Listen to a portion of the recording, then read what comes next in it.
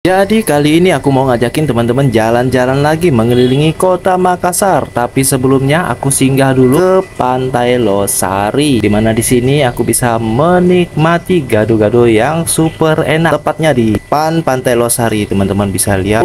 Kita tambahkan kecap sedikit. Wow, gado-gado ini harganya cuma 10.000.